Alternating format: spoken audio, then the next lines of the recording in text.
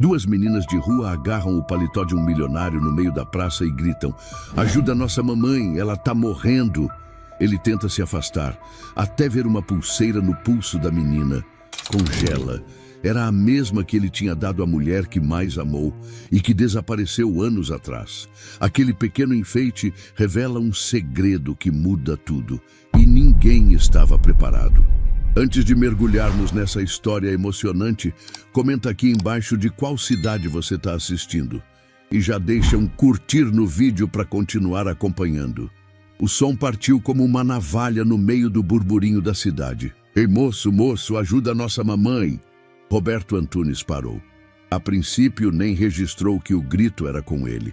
Estava conferindo notificações em seu celular de última geração, prestes a chamar seu motorista, quando sentiu um puxão no paletó de linho italiano. "Pelo amor de Deus, moço, ajuda ela tá morrendo." Duas meninas, sujas, pequenas, gêmeas, devem ter o quê? 7, 8 anos.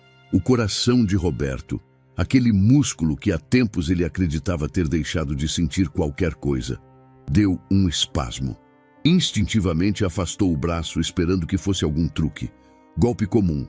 Crianças se aproximam, distraem, outro rouba o relógio, a carteira, o que puder. Mas algo ali não fazia sentido. Os olhos. Os olhos das duas meninas não pediam, imploravam. "Ela não consegue mais respirar, ela tá com febre há dias. A gente não tem mais para onde ir, por favor, moço, vem com a gente." A voz de uma delas, talvez Lia, trincava de desespero.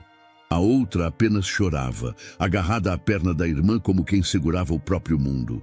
Foi quando ele viu um detalhe mínimo, uma pulseira no pulso fino da menina.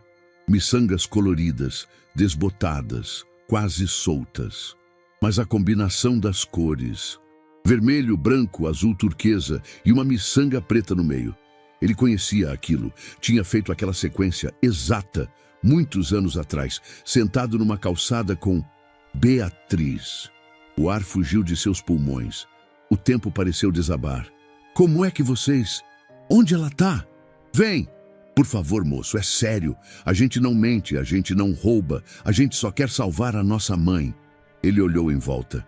A praça pulsava com a pressa cotidiana. Vendedores gritando, carros buzinando, passos, celulares, fumaça de ônibus. Tudo continuava igual, menos ele. Algo em seu peito gritava mais alto que a lógica. Roberto guardou o celular no bolso e fez o impensável. Seguiu as meninas. Caminharam rápido. As gêmeas puxavam-no pelas mãos, atravessando quarteirões, cortando ruas que ele nunca tinha pisado. Descendo escadas que cheiravam a urina, passando por corredores grafitados, estreitos, escuros. O lugar parecia desmoronar à própria sombra. Chegaram a uma porta de zinco, quase caindo. Lia ou Luna, ele ainda não sabia diferenciar, bateu 3 vezes, depois uma, depois 2. Um padrão. A porta rangeu. Lá dentro, o cheiro era ácido. Suor, mofo, comida estragada, doença. "Mamãe, mamãe, ele veio! Mamãe!" Beatriz estava ali, ou o que restava dela, deitada sobre um colchão imundo, envolta em um cobertor velho. Cabelos desgrenhados, pele pálida, os lábios ressecados. Os olhos semicerrados tentavam focar a filha que a chamava. Ela abriu a boca, mas não saiu som. "Meu Deus!" Foi tudo o que Roberto conseguiu dizer. Sentiu as pernas bambearem. Aquilo não era uma lembrança. Era agora. Era ela. Ele se ajoelhou. "Beatriz, sou eu, Roberto. Tá me ouvindo?" Ela tentou sorrir, mas apenas gemeu. Um som fraco, molhado. As meninas observavam tremendo, segurando as mãos uma da outra. "Ela vai morrer, né?" disse uma delas. "Se a gente não fizer nada, ela vai morrer." Roberto tirou o paletó e cobriu o corpo da mulher. Tocou sua testa, estava em brasa. "Tem que levar ela, agora, para um hospital. Tem algum perto daqui?" "Elizabeth, mas é longe. A gente não tem ônibus, nem sabe se eles deixam entrar." "Não se preocupem." Roberto já sacava o celular, ligou para seu motorista. "Marcos, traga o carro agora. Vou te mandar a localização." "Senhor, Isso é na Zona Oeste. O senhor está... Agora, Marcos. Desligou. Voltou-se para as meninas. Arrumem o que precisarem. Vamos com ela agora. Ela não tem nada, só isso. Lia apontou para uma mochila rasgada com uma flauta doce saindo do zíper. Vocês vivem aqui? Desde que ela ficou doente. E antes, as ruas, tocando. Eu e a Luna batemos em latas. Ela toca flauta, a gente canta. Às vezes alguém dá uma moeda. Roberto engoliu seco. Minutos depois, o carro estacionava. Marcos desceu sem entender nada. Senhor, ajude-me a carregá-la, com cuidado. Depois você entenderá. No banco de trás, Beatriz ofegava. As meninas se abraçavam, suando de medo e alívio. Roberto olhava pela janela, o punho fechado. Aquela pulseira ainda martelava sua cabeça. Beatriz, gêmeas, rua, doença, esquecimento, mentira. Aquelas meninas eram dele. Ele precisava saber. O carro arrancou em direção ao hospital. E pela primeira vez em muitos anos, Roberto sentiu medo. Medo de respostas. O carro rasgava a cidade como se não houvesse mais amanhã. No banco de trás, Beatriz arfava em silêncio. Seus olhos reviravam e os gemidos intermitentes faziam a pele de Roberto gelar. Ele segurava sua mão, tentando manter a consciência dela com palavras que pareciam irrelevantes diante do estado em que ela se encontrava. Fica comigo, Beatriz. Estamos indo. Aguenta só mais um pouco. Lia e Luna estavam no banco ao lado. A cada suspiro ofegante da mãe, os olhos das meninas se encolhiam de pavor. Luna começou a murmurar uma música baixa, uma melodia infantil, como se cantasse para afastar o medo. Ela sempre dizia que cantar espanta os monstros, sussurrou. Roberto não respondeu. Estava concentrado em controlar a ansiedade, como quem tenta impedir um copo trincado de explodir. O carro fez uma curva brusca e parou diante da emergência do Hospital Elizabeth, uma unidade pública de média complexidade. Roberto não hesitou. Desceu, abriu a porta e, junto do motorista, carregou Beatriz nos braços, como quem transporta algo quebrado e precioso. Precisamos de atendimento imediato, gritou ao entrar. Ela está com febre alta, falta de ar, pode estar desidratada ou com infecção grave. A recepcionista olhou por cima dos óculos, analisando o caos repentino. Identificação da paciente? Beatriz Lopes. Por favor, ela precisa de ajuda agora. As filhas me encontraram na rua. Tem convênio? Paga o que for. Particular, chame o plantonista. Rápido. A enfermeira correu, pegou a maca e em segundos a equipe já a empurrava para dentro. Roberto tentou acompanhá-la, mas foi barrado na porta da ala de triagem. Só profissionais autorizados, senhor. Ele recuou, respiração curta. As mãos tremiam. Virou-se e viu as meninas paradas, imóveis. Um contraste cruel. A infância em pé, sozinha, diante de um hospital impessoal. Vocês estão bem? Perguntou, tentando suavizar a voz. Lia assentiu, mas seus olhos continuavam fixos na porta para onde a mãe havia sido levada. Luna estava sentada, com a flauta nos joelhos, girando-a lentamente entre os dedos. Ela vai morrer? Lia perguntou sem rodeios. Roberto ajoelhou-se para ficar na altura delas. Não, a gente trouxe ela a tempo. Ela vai receber tudo de que precisa agora. Mas e se não for a tempo? Ele engoliu seco. Era uma pergunta justa. Luna, ainda de cabeça baixa, completou. É a terceira vez que ela apaga assim. Na primeira, a gente conseguiu acordar ela com água. Na segunda, demorou mais. Agora, silêncio. Roberto puxou um banco próximo. Sentou-se ao lado delas. Pela primeira vez, não havia cronograma, notificação, e-mail ou conferência importante. Ali, só havia o som do hospital e o vazio de quem não sabia mais o que vinha depois. Vocês disseram que vivem nas ruas, sozinhas? Lia respondeu primeiro. Desde que a mamãe ficou ruim. Antes a gente ficava em abrigos, mas expulsaram ela. Diziam que ela não podia ficar sem trabalhar. E ela já estava doente. Vocês têm alguém? Avós, tias, qualquer parente? As duas balançaram a cabeça. Nunca conhecemos ninguém, só ela. E o pai? Arriscou Roberto. Lia olhou para ele de um jeito estranho, como se a pergunta não fizesse sentido. A mamãe dizia que ele era bom, mas foi embora antes de saber. A gente tentou procurar uma vez, mas nem nome a gente tinha. Roberto sentiu o estômago se revirar. Aquela frase martelou. Antes de saber, ela contava como ele era, contava que ele falava bonito, que fazia piada sem rir, que tinha cheiro de sabonete caro. Luna riu levemente, a primeira risada desde que ele as viu. E por que você riu? Porque eu nunca vi sabonete caro. As palavras eram simples, mas arrancaram de Roberto uma dor que ele não sabia explicar. Como se cada frase desmontasse tudo o que acreditava saber sobre si mesmo. Minutos depois, uma enfermeira chamou. Senhor, Antunes? Sim, ela está em estado grave. A febre é resultado de uma infecção respiratória avançada. Está muito desidratada e com indícios de pneumonia. Precisamos interná-la imediatamente. Vai ficar na ala de observação. Ela vai sobreviver? Ainda não sabemos. Ela chegou com níveis de saturação muito baixos, mas estamos fazendo o possível. O importante é que o Senhor trouxe a tempo.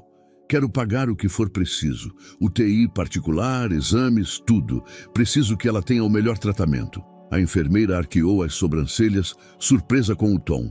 Claro, vamos transferi-la para o atendimento particular. Mas você é da família. Roberto hesitou. Sou o responsável agora. Voltando às meninas, tentou manter o tom firme. Ela vai ser internada, mas está nas mãos dos melhores médicos. Agora precisamos descansar e nos alimentar. Vocês comeram hoje? As duas se entreolharam, como se confessar algo fosse um crime. Só pão, de ontem. Roberto se levantou. Venham, vamos ao refeitório. Depois vou cuidar de vocês. Lia segurou a mão da irmã. A gente não vai poder dormir aqui, né? Ele parou. Não, mas eu vou dar um jeito. O refeitório era simples. Roberto comprou suco, pão de queijo, fruta. As meninas comiam em silêncio. A diferença entre o que recebiam agora e o que estavam acostumadas parecia surreal até para ele. Você é rico, né? Perguntou Luna com a boca cheia. Sim. Por que você parou para ouvir a gente? Ele olhou para a pulseira no braço de Lia. Uma resposta veio à cabeça. Porque ela usava uma dessas. Mas ele apenas disse, porque algo me disse que eu precisava.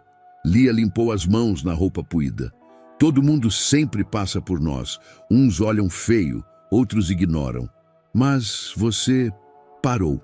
Roberto não sabia o que dizer. Pela primeira vez na vida, não havia número, argumento ou frase pronta. Depois da comida, levou as meninas até uma sala de espera privada. Pediu mantas, travesseiros, água. Elas deitaram no sofá, lado a lado, com a flauta no colo. Antes de apagar, Luna perguntou, se ela não acordar, a gente vai para onde? Roberto ficou em pé, olhando pela janela da sala, com os olhos perdidos nas luzes do hospital. Ela vai acordar. Mas no fundo, pela primeira vez em anos, ele não tinha certeza de nada. A única certeza era que aquele grito na praça tinha feito tudo desabar. E que nada, absolutamente nada, seria como antes. A porta de zinco cedeu com um rangido grave, como se o próprio lugar estivesse cansado de permanecer de pé. Roberto entrou cautelosamente no cortiço onde havia encontrado Beatriz. O cheiro, uma mistura de umidade, mofo e abandono, ainda impregnava o ar, mesmo com a janela entreaberta. No chão, o colchão sujo permanecia no mesmo lugar, agora sem o corpo frágil que havia ocupado o centro daquele universo precário. Fechou a porta atrás de si e ligou a lanterna do celular. Não havia luz elétrica ali. Avançou devagar, evitando pisar em sacolas rasgadas, restos de comida e papéis molhados.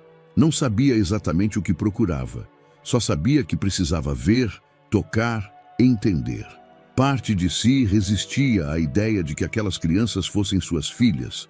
Outra parte, mais visceral, silenciosa, já sabia.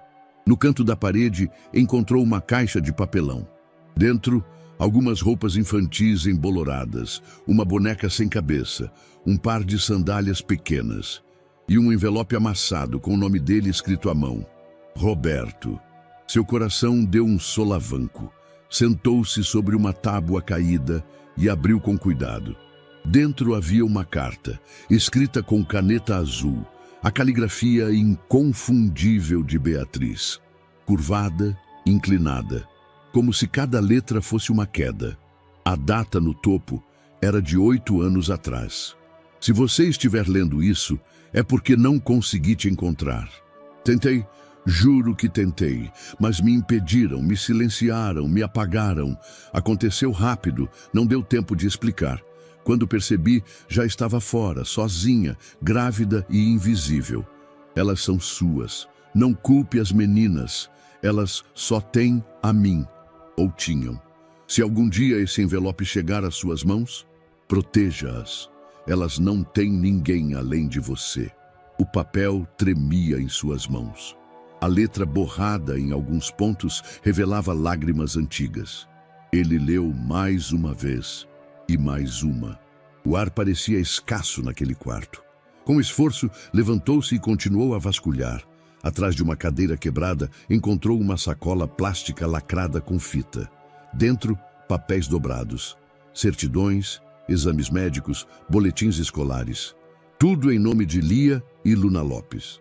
A parte de pai, nas certidões, estava em branco. Além disso, havia algo que o paralisou por um instante. Uma fotografia impressa, antiga, quase desbotada, onde ele e Beatriz apareciam sorrindo numa calçada, com pulseiras de miçangas entre os dedos. Beatriz grávida, muito grávida. Ele não sabia da foto, não lembrava de ter sido tirada, mas estava ali. Fechou os olhos por um segundo, engolindo a mágoa e a culpa como quem engole fogo.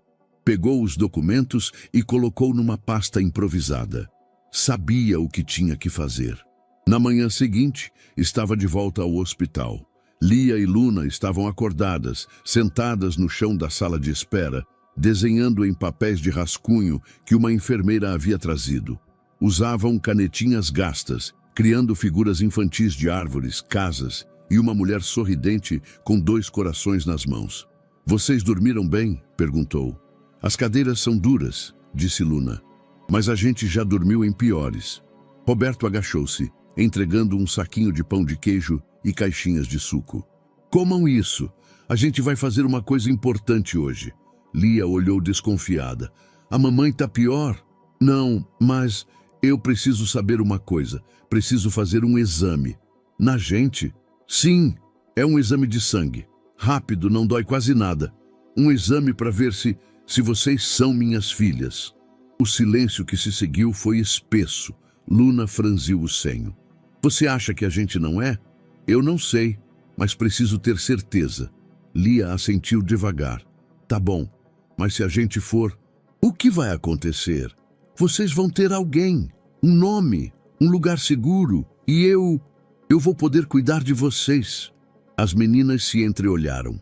Havia uma mistura de esperança e cautela nos olhos delas, como se já tivessem vivido situações onde promessas vinham antes dos abandonos.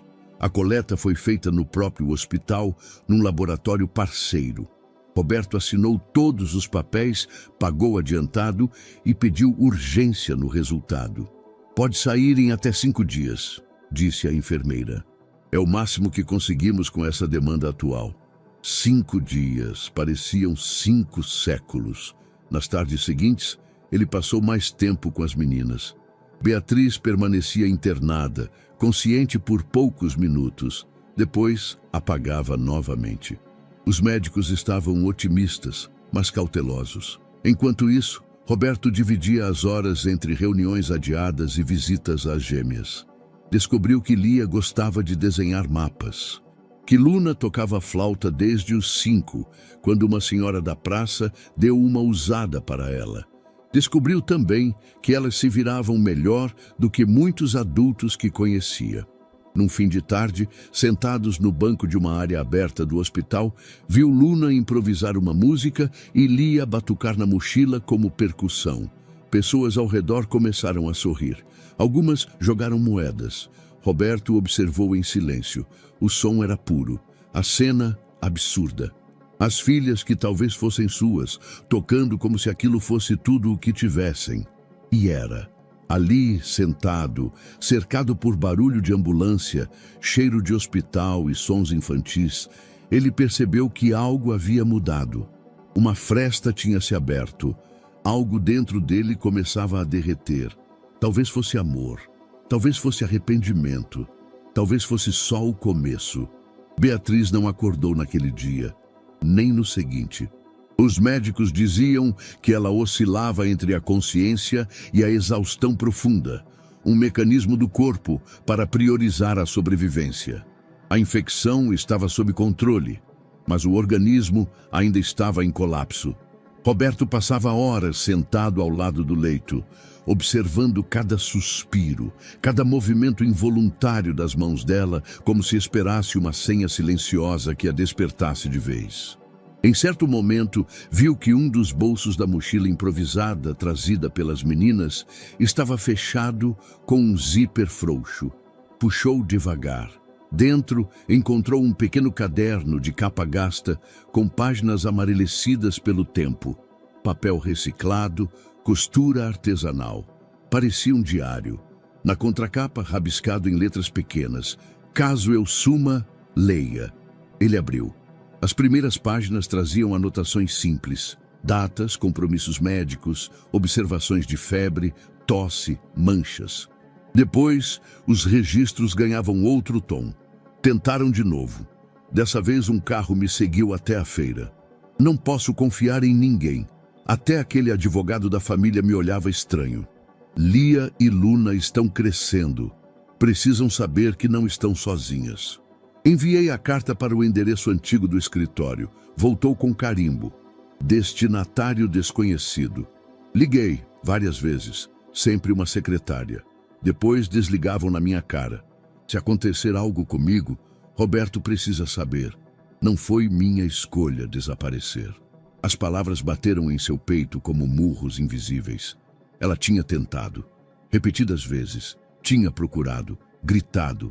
E ele, cercado de reuniões de sua torre de vidro, nunca soube. Ou nunca quis saber. Ele passou as mãos no rosto. O peso daquelas páginas era imenso. Fechou o caderno e o guardou no paletó. Precisava de respostas. A casa de Marta era um modelo de perfeição externa. Jardim podado, tapete alinhado, móveis que jamais pareciam usados. Roberto entrou sem avisar, como sempre pôde. A irmã, como de costume, estava com uma taça de vinho branco, sentada em frente à lareira acesa, embora fosse primavera. "Você veio sem avisar", disse ela, erguendo os olhos da revista. "Aconteceu algo? Precisamos conversar." "Claro. Sente-se. Quer vinho?" "Não. Quero verdades." Ela franziu o senho, mas disfarçou com um sorriso social. "Você está com uma expressão intensa. Você se lembra da Beatriz?" O sorriso sumiu. "Aquela moça? A do passado?" Ela apareceu. Ou melhor, as filhas dela apareceram. Filhas? Gêmeas, 8 anos. Encontraram-me na praça. Disseram que a mãe estava morrendo. Segui elas até um cortiço. Era a Beatriz. Desnutrida, febril, prestes a colapsar. Marta ajeitou-se no sofá. "Meu Deus, que tragédia! Você sabia?" Ela hesitou uma fração de segundo, minúscula. Mas Roberto viu. "Não, como poderia saber? Nunca mais tivemos contato com ela, certo? Depois que vocês, enfim, terminaram. Ela tentou contato comigo. Enviou cartas, ligou. Foram devolvidas, rejeitadas. Está tudo registrado num caderno dela." "O quê? Você está dizendo que..." "Estou dizendo que alguma coisa a impediu. Alguém a silenciou." "Roberto, sinceramente, isso está começando a soar como paranoia. Você acha que alguém sabotou suas correspondências? Isso é coisa de novela." Ele se levantou, caminhou até a estante de livros falsos, tocou um deles. Você sempre achou que ela não era para mim.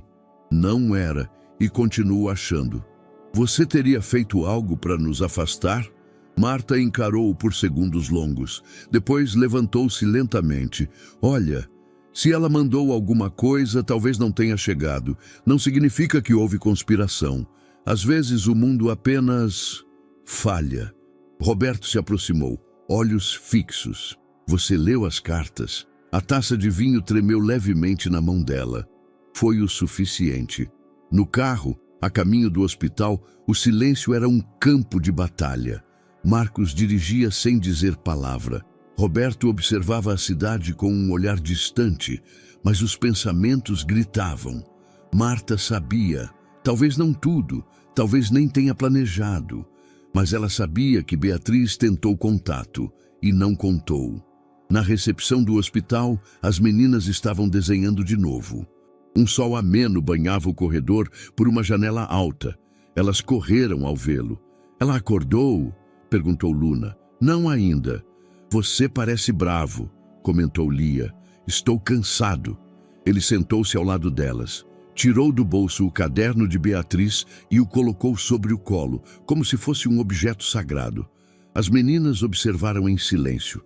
Ela escrevia muito aqui? Ele perguntou. Quase todo dia, mas escondido. Por quê? Porque ela dizia que às vezes as palavras podiam ser perigosas, que se alguém visse poderiam achar ruim. Roberto passou a mão sobre a capa, pensativo. Ela falava sobre mim? As duas assentiram. Dizia que você era um bom homem, mas que estava muito longe, e que talvez um dia voltasse. Luna completou. E que quando você voltasse, ia reconhecer a gente. A garganta de Roberto se apertou. Olhou para as duas, tão diferentes e tão idênticas, e sentiu-se tomado por uma mistura violenta de tristeza, fúria e ternura. Alguém tentou apagar tudo isso, mas não conseguiu. Ainda havia rastros, vozes, vida, e ele estava pronto para escutá-las. Roberto parou o carro em frente ao escritório da família. O prédio empresarial dos Antunes parecia menor do que antes. Ou talvez ele estivesse enxergando as coisas com outros olhos. Enquanto subia pelo elevador espelhado, lembrou-se das muitas vezes que passou por ali sem nunca questionar nada. Agora, tudo parecia suspeito, vazio. Ao sair no andar principal, foi recebido pela secretária com um sorriso mecânico. Bom dia, senhor Roberto. Celso está? Sim, na sala dele. Quer que eu avise? Não, eu mesmo falo com ele. Atravessou o corredor como um míssil prestes a explodir. Celso estava à mesa, lendo relatórios, com os óculos na ponta do nariz e uma calma de quem jamais foi tocado por pressa. Levantou os olhos quando viu o cunhado entrar. Roberto, que surpresa! Temos que conversar. Claro, sente-se. Roberto permaneceu em pé. É sobre Beatriz. Celso tirou os óculos, apoiou-os sobre os papéis. Soube que ela apareceu e que está hospitalizada. Soube por quem? Pela Marta. E o que acha disso? Que é uma situação delicada. Roberto se aproximou. Ela tentou entrar em contato comigo, Celso. Mandou cartas, ligou, tentou de tudo, mas todas as portas foram fechadas. Você está sugerindo que... Estou afirmando que houve interferência e que isso veio de dentro da família. Celso cruzou os braços. Olha, Roberto, entendo sua frustração, mas não acho produtivo desenterrar fantasmas. Você sabia que ela teve 2 filhas, gêmeas, minhas filhas? Celso piscou, mantendo a expressão neutra. Não. Você é advogado da família. Teve acesso a todos os registros.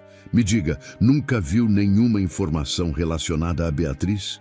Nenhuma movimentação? Não que eu lembre. Se tivesse visto, teria dito. Mentira. A palavra saiu como um soco. Celso se enrijeceu. Roberto avançou um passo. Você sempre se manteve no meio das decisões da Marta, sempre cuidou dos interesses dela, da imagem da família. Não me diga que nunca participou das manobras para tirar Beatriz do meu caminho. Celso levantou-se devagar. Roberto, você está deixando suas emoções distorcerem sua lógica. Você é um homem de negócios. Precisa pensar com clareza. Esse passado não volta mais. Está lidando com feridas antigas. Essas feridas respiram, falam, tocam flauta na frente do hospital, onde a mãe ainda luta para sobreviver. O silêncio ficou denso. Você não quer saber o que mais me dói? Continuou Roberto. Saber que talvez eu tivesse escolhido diferente, que talvez eu tivesse sido um pai, um parceiro, um homem decente, mas fui mantido no escuro. E você, Celso, você segurou a lanterna. Celso deu um passo, tentando suavizar o tom. Talvez seja hora de seguir em frente. Você tem uma vida feita, um nome a zelar.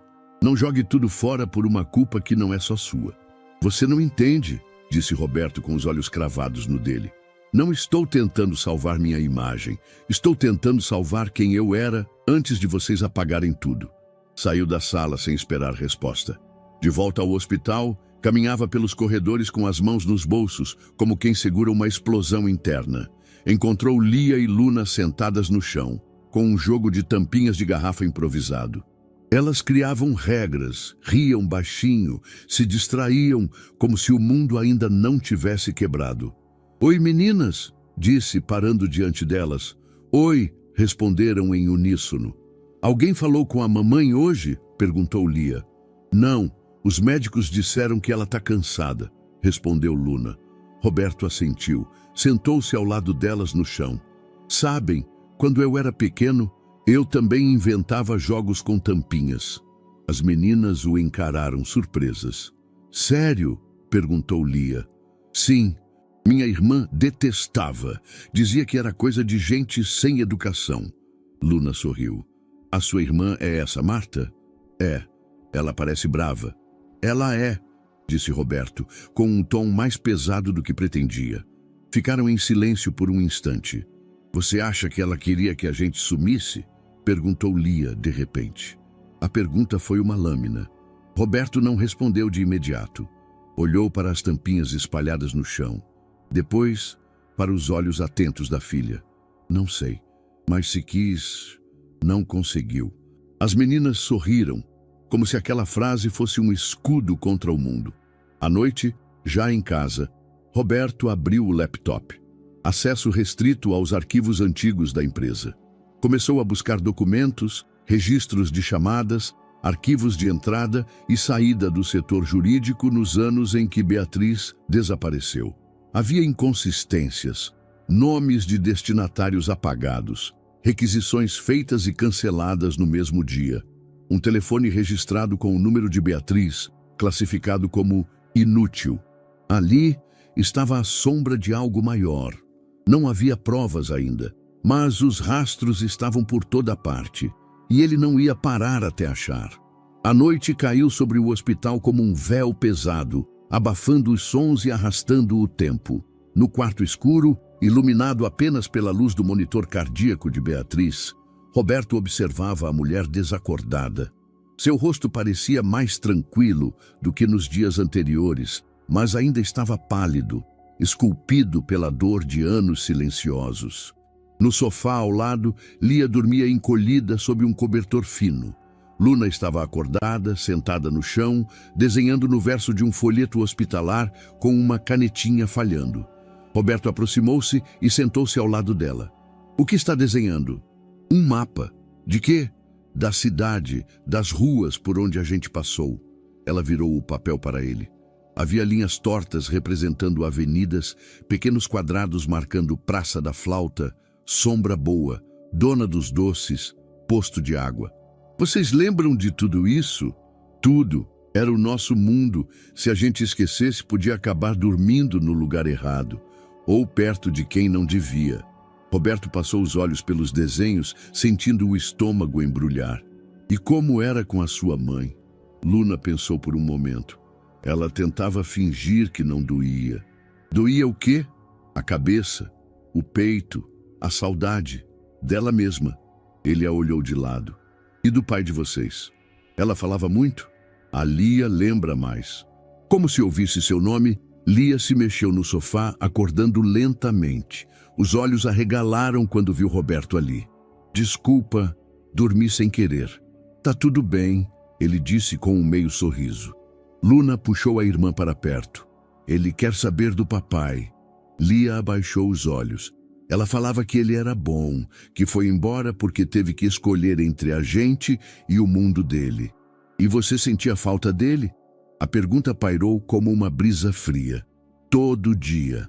Roberto sentiu um nó subir pela garganta. Queria responder algo, qualquer coisa que suavizasse aquilo, mas não conseguiu. Em vez disso, estendeu a mão devagar e tocou o ombro de Lia. Ela não se afastou. Tomando coragem, continuou. Teve um dia, a mamãe estava muito doente, com febre, tremendo, e não tinha ninguém. A Luna chorava. Eu fui pedir ajuda na padaria, mas mandaram eu sair. Disse que ela era só mais uma doente. Aí eu voltei e fiquei abanando ela com papelão. A noite inteira. E rezei, mesmo sem saber rezar. Só pedi para ela não ir. Ela começou a chorar. Silenciosamente. Sem gritos, sem escândalo. Apenas lágrimas escorrendo como se escorressem há anos. Roberto se ajoelhou à frente dela. Desculpa. Lia olhou para ele confusa. Desculpa por não estar lá. Desculpa por não saber de vocês, por não procurar, por não ser o que devia. Ela enxugou o rosto com o próprio punho. Você está aqui agora, mas isso não apaga o que passou. Nem tudo precisa apagar, disse Luna, mais calma. Algumas coisas a gente só aprende vivendo. Aquela frase ficou ecoando na cabeça de Roberto. Algumas coisas a gente só aprende vivendo. Horas depois, as meninas dormiam juntas na poltrona, cobertas com um lençol extra que uma enfermeira havia trazido. Roberto saiu do quarto em silêncio e caminhou até o corredor. Sentou-se sozinho, num banco encostado à parede, a cabeça baixa, as mãos entrelaçadas. Lembrou-se de Beatriz rindo num parque. Do jeito como ela contava histórias, criando vozes diferentes para cada personagem. Da noite em que ela lhe dissera, chorando, que não suportava mais ser invisível para a família dele. Ele não respondeu naquela noite.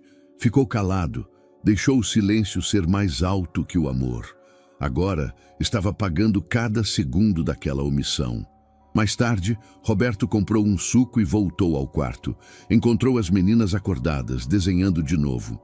Desta vez, algo diferente. É você, disse Lia, mostrando o papel. Havia um homem de terno segurando a mão de duas meninas. Um coração no céu. Sou eu? Ela assentiu. A gente desenhou como seria se eu fosse o pai, Luna completou. Se você tivesse aparecido antes. Roberto pegou o desenho com cuidado, como se fosse feito de vidro. Depois sentou-se ao lado das duas e ficou ali, sem palavras, apenas presente. Pela primeira vez, de verdade. O celular de Roberto vibrou pela terceira vez. Ele olhou o visor com cansaço. Érica. Respirou fundo. Atendeu. Roberto, onde você está? A voz dela vinha rápida, cortante, quase sem pausa para respirar. No hospital. Eu sei, descobri agora. Um jornalista me ligou, perguntando se era verdade que você apareceu numa unidade pública com duas meninas, dizendo que eram suas filhas. O que está acontecendo? É complicado. Complicado? Você sumiu por dias. E quando eu finalmente descubro onde está, é com crianças. Érica, eu explico. Mas não por telefone. Você tem ideia do que isso está virando? Estão dizendo que você adotou crianças de rua, que abandonou sua noiva, que surtou. Não surtei. Eu apenas... Você... O quê, Roberto? Você simplesmente resolveu desaparecer e agora me diz que é apenas complicado? Roberto se levantou do banco do hospital. Foi até uma área externa mais reservada. Eu encontrei duas meninas na praça. Elas pediram ajuda para a mãe que estava morrendo. Levei a mulher para o hospital. Era a Beatriz. Houve um silêncio do outro lado. Beatriz? A Beatriz? Sim, e as meninas são filhas dela. Você quer me dizer que elas podem ser suas filhas? É o que estou tentando descobrir. O silêncio voltou. Desta vez, mais longo, mais denso. Você está me dizendo isso como se fosse normal. Eu não sabia da existência delas. Ela tentou me avisar. Foi silenciada. Eu estou apenas tentando consertar o que foi quebrado. Consertar? Roberto, nós estamos noivos, em meio a preparativos, em meio a compromissos importantes com parceiros, com a imprensa, com nossa vida, e você simplesmente some e aparece com um drama de novela? Isso não é ficção, Érica.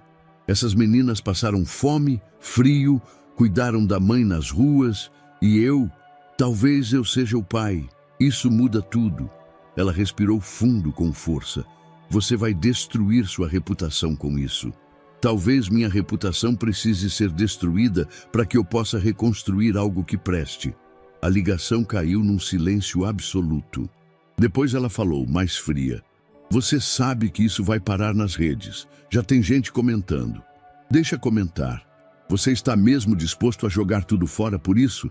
Se for para proteger aquelas meninas, sim. E desligou. No dia seguinte, ao entrar na recepção do hospital, foi surpreendido por 2 câmeras de celular apontadas discretamente em sua direção. Algumas pessoas cochichavam, outras o encaravam com curiosidade. Ele atravessou o saguão, fingindo não notar. Subiu até o andar da internação. Lia e Luna estavam na frente do hospital, sentadas no chão, tocando juntas, a flauta doce de Luna e uma batida suave de Lia, com 2 colheres de plástico em um banco de madeira. A música era suave, melancólica, improvisada, mas estranhamente harmoniosa. Uma enfermeira gravava de longe, sorrindo. Roberto se aproximou. Ei, meninas! Elas pararam. Desculpa, a gente não estava pedindo dinheiro. É só que a gente se sente melhor quando toca. Vocês podem tocar quanto quiserem. Só tomem cuidado, tem muita gente olhando. Lia olhou para ele. Você tá com vergonha da gente? Não, eu só quero proteger vocês. Luna guardou a flauta. A gente sabe quando alguém finge que não conhece a gente. Não é sua cara. Ele suspirou, agachando-se diante delas. Prometo não esconder vocês, mas preciso ser mais esperto com o mundo lá fora. Nem todo mundo quer o bem. As 2 assentiram. Mais tarde, o telefone vibrou de novo. Era um número desconhecido. Senhor Antunes, aqui é Juliana Maia, do jornal Olhar Urbano. Estou cobrindo a movimentação no hospital. Um vídeo das meninas tocando aqui viralizou nas redes nas últimas horas. Viralizou? Sim. Uma enfermeira postou com a legenda. Essas pequenas heroínas cuidam da mãe no hospital e ainda emocionam com música improvisada. Alguém sabe quem são? O vídeo já tem mais de 200 mil visualizações. Roberto sentiu um calafrio. O que você quer? Gostaria de saber se o senhor tem algo a dizer. A imprensa está especulando bastante. Se quiser contar sua versão, agora não. Só para constar, muitos usuários já fizeram a ligação entre as meninas e você. Há fotos suas entrando com elas. Alguns sugerem que são suas filhas, outros dizem que é uma ação filantrópica. Mas o público quer entender. Não estou pronto para dar nenhuma versão. Isso é pessoal. Entendo. Mas já não é só pessoal, senhor. Está se tornando público. Ele desligou sem responder. Na sala onde Beatriz seguia internada, o monitor cardíaco seguia estável. Os médicos haviam dito que ela reagia bem, embora o corpo ainda estivesse fragilizado. As meninas entraram, pegaram em sua mão. Luna começou a assobiar a mesma melodia da rua. Roberto observava de longe. Do lado de fora, 2 adolescentes passavam e acenavam. Um deles sussurrou. Olha, são as meninas do vídeo. Roberto recostou-se contra a parede. A história estava escapando pelas bordas, e ele ainda não sabia como segurá-la. O aviso no topo da tela piscava como um sussurro urgente. Resultados disponíveis. Clínica. Roberto permaneceu imóvel, sentado num dos bancos da cafeteria do hospital, observando o celular como se ele carregasse uma sentença. Ao redor, o som de xícaras sendo colocadas sobre bandejas, vozes baixas e o zumbido suave da máquina de café preenchiam o ambiente. Mas para ele, tudo era mudo. Com os dedos trêmulos, abriu o aplicativo da clínica, digitou o login, depois a senha. O sistema demorou a carregar, como se soubesse o peso que carregava. Então, as palavras surgiram. Resultado compatível com vínculo biológico. 99,98% de chance de paternidade. Indivíduos testados. Lia Lopes e Luna Lopes. Presumido pai, Roberto Antunes. Ele leu, uma vez, duas, três. As meninas eram suas, filhas, gêmeas, de Beatriz. Suas. O ar lhe fugiu dos pulmões. Uma mistura de calor e vertigem percorreu seu corpo. Era como se tivesse sido atingido por algo invisível. Um soco na alma, um clarão no meio da escuridão. Por anos, vivera acreditando que o passado havia simplesmente se desfeito. Que certas histórias, por mais intensas que fossem, tinham um fim silencioso. Mas agora, ali, diante daquelas palavras, entendia que o passado tinha sobrevivido e estava vivo, com olhos castanhos e pulseiras de miçanga. Guardou o celular com cuidado. Precisava vê-las agora. No saguão do hospital, Lia e Luna estavam sentadas no chão, próximas a uma coluna de vidro, dobrando panfletos coloridos com atenção. Criavam animais estranhos, criaturas inventadas com olhos desenhados à caneta. Riam baixinho. "Meninas!" chamou Roberto, a voz rouca, contida. As duas o olharam ao mesmo tempo. Luna correu para ele, puxando-o pela mão. "Olha o que fizemos! Esse aqui é o Papinho. Ele mora nas nuvens. E esse é o Léo Cacto. Ele espeta os médicos maus." Roberto sorriu de leve e se abaixou, sentando no chão com elas. "Eu tenho algo para contar." As mãos das duas pararam no ar. A brincadeira se congelou. O exame de sangue, o resultado chegou. O silêncio caiu como uma nuvem densa. Lia deixou o papel escorregar dos dedos. Luna mordeu o lábio, tensa. "E?" perguntou Lia, a voz baixa, quase como um segredo. "Vocês são minhas filhas." Luna arregalou os olhos. Uma alegria súbita invadiu seu rosto, como um sol surgindo por trás de uma tempestade. "É sério?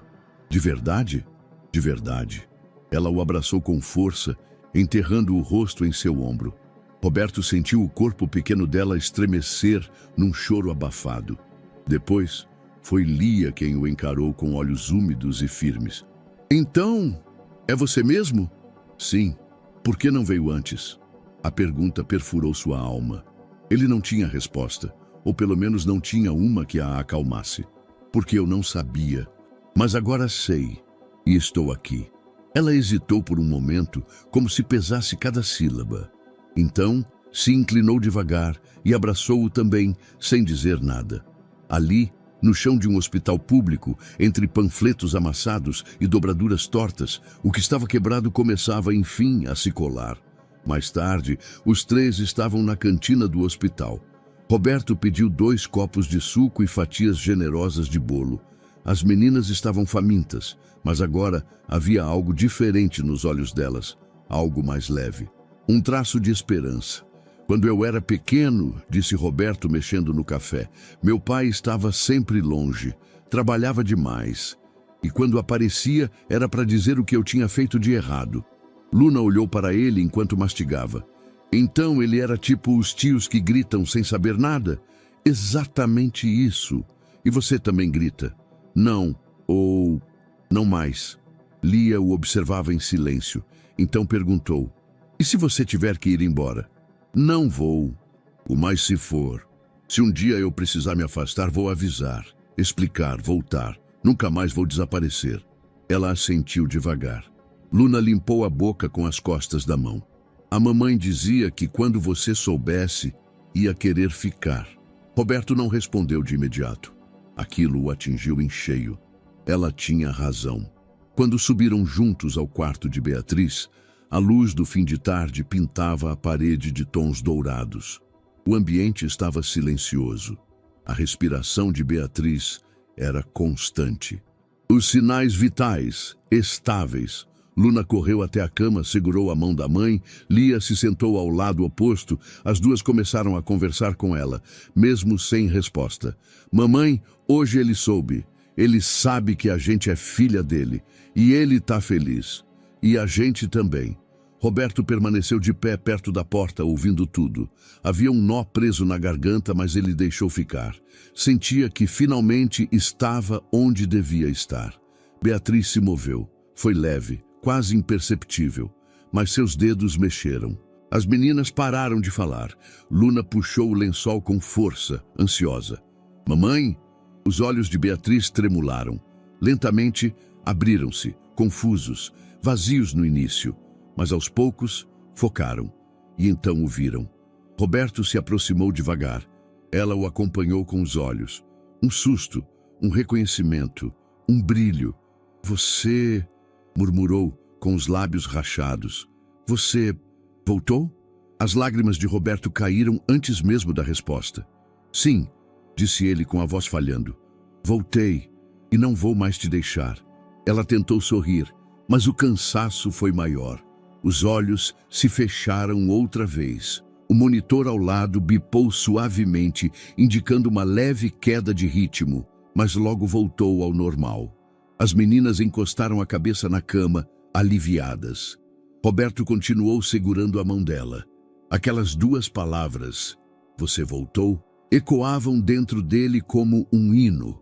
Ela não perguntara por quê, nem onde estava, nem por que demorou tanto. Apenas reconheceu sua presença e aceitou. E talvez, naquele momento, isso fosse tudo o que ele precisava. O silêncio do antigo escritório da família Antunes não era só físico, era um silêncio moral, enterrado em camadas de veludo, madeira de lei e memória. Roberto entrou sozinho, com a chave antiga que Marta não soube que ele ainda guardava. O ambiente permanecia intacto desde o falecimento do pai. As cortinas pesadas estavam fechadas, o ar estagnado. Livros perfeitamente alinhados em estantes altas, poltronas de couro ainda cheirando a formalidade. O tempo não ousava mexer ali dentro. Fechou a porta atrás de si. Olhou ao redor. Não sabia exatamente o que procurava, mas o instinto lhe dizia que havia mais naquela sala do que os olhos poderiam ver. Caminhou até a escrivaninha imponente de madeira escura. O tampo, embora polido, apresentava marcas sutis de uso. Arranhões, manchas de copo, vincos de papel. Puxou a primeira gaveta. Nada além de blocos antigos, canetas tinteiro, um carimbo com o brasão da empresa. A segunda, pastas vazias, algumas cartas da década de 80. A terceira parecia emperrada. Forçou. Um clique. Algo destravou. Dentro, uma caixa metálica, pequena, com um cadeado simples. Ele quebrou a trava com um empurrão seco, usando a base do grampeador da mesa. A tampa se abriu. E ali estava. Uma pilha de envelopes, todos endereçados a ele. Os nomes estavam manuscritos. Roberto A. R. Antunes, filho. Alguns estavam ainda lacrados, outros abertos e reencolhidos de forma irregular. Havia também cópias de cheques nominais para Beatriz, alguns cancelados, outros endossados e jamais descontados. As mãos de Roberto tremiam enquanto folheava os papéis. A primeira carta datava de 8 anos atrás. Roberto, eu tentei.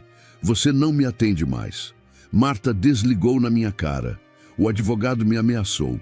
Disseram que eu estava atrás da sua fortuna. Eu não quero nada disso. Só quero que você saiba que estou grávida. Gêmeas. São suas. Eu daria qualquer coisa para você ler isso. A segunda vinha 2 meses depois. Tentei de novo. Liguei para a recepção. Fui impedida de entrar no prédio. Um segurança me disse que ordens superiores me proibiam. Fui à sua casa. Marta apareceu no portão. Disse que eu não deveria causar escândalo. Eu voltei para casa com uma caixa de roupinhas de bebê e lágrimas no rosto. Havia ao todo 9 cartas. Nenhuma havia sido entregue. Algumas traziam marcas de vinco tão fortes que pareciam ter sido amassadas com raiva. Roberto recostou-se na cadeira de couro. O couro rangeu, e o som ecoou como um grito abafado naquele ambiente selado. As cartas não apenas confirmavam o que Beatriz registrara em seu caderno. Elas escancaravam. A sabotagem não fora acidental, fora meticulosa, deliberada, pessoal. Levantou-se com brusquidão. Abriu a porta lateral da sala, uma antiga entrada de funcionários. Ali, caixas de documentos estavam empilhadas, muitas seladas, mas uma, menor, estava aberta, com papéis espalhados. Puxou alguns, cópias de relatórios da empresa, memorandos internos. E no meio deles, um recibo manuscrito com o nome de Marta. Ao lado, um cheque de alto valor cancelado, endereçado à mesma pessoa que aparecia nos registros de Beatriz como o senhorio do cortiço. Coincidência? Não. Ele sabia que não era. As conexões estavam se formando com clareza dolorosa. Marta havia pagado para manter Beatriz longe, para que ela desaparecesse, e com ela, as filhas. De volta ao centro da sala, Roberto sentou-se no chão, espalhando as cartas ao redor. Era como montar um quebra-cabeça de papel, cada peça encharcada de uma verdade negligenciada. Pegou um envelope em branco. Dentro, um papel rabiscado, sem data.